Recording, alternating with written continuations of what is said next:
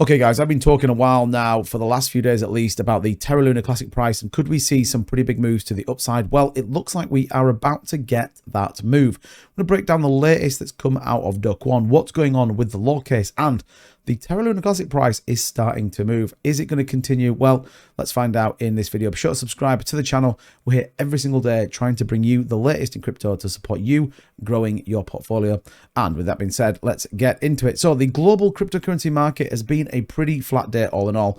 We'll just click refresh there. 27,400 on Bitcoin. Started to move a little bit in the last hour.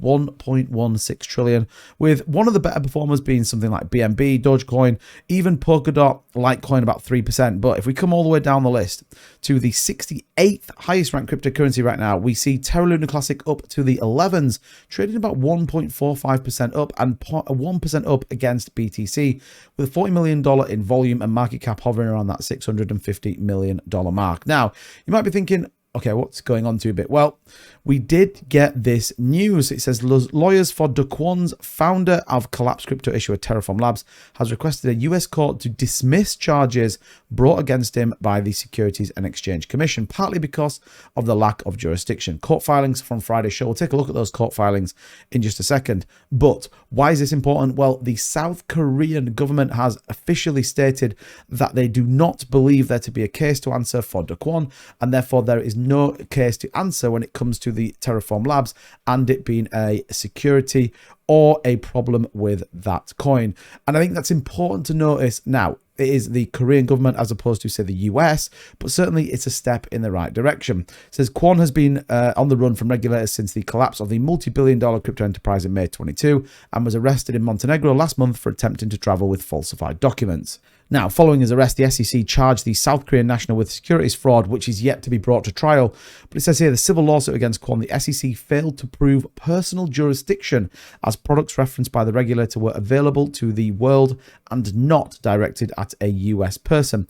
The 47-page supporting document for a motion to dismiss the charges said it also says that a digital asset involved in the case, the stablecoin UST, doesn't fall under the purview of the SEC because it is a currency and not a security. And I think that's very interesting that they've been brought up in this point. And like I said, there's always been this debate about Do Kwon and whether he was A, on the run, whether B, he should be absolutely liable for the collapse of UST, and fundamentally, is he ever going to be brought to court? Well, we can take a look at this article. This is the full 47-page document around the court filings from the Terraform Labs lawyers asking the Securities and Exchange Commission to dismiss this case. Now, I'm not going to go through the whole thing, but I did want to just give you the summary of exactly the points they are trying to bring and why it is important.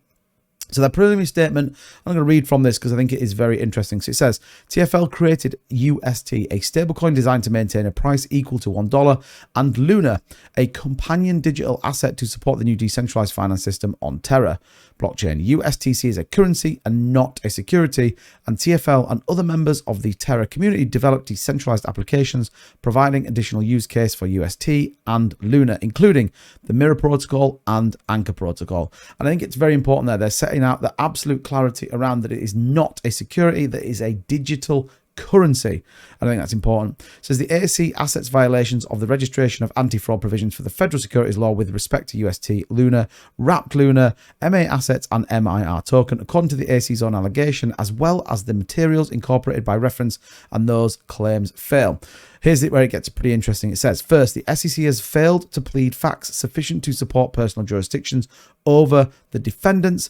The alleged US sales were private sales to institutional purchases made by a non-US entity not named as a defendant. It says, second, the major question doctrine, the due process clause, the APA prohibit from the SEC from using federal securities law to assist jurisdiction over the digital asset in this case. Moreover, the digital asset is not securities under the test articulated in SEC WJ Howey. So the Howey test stating there that it is not. It says third, TFL conducted no public offerings required SEC registration. And fourth, the SEC fails to plead material misinterpretations and impressions.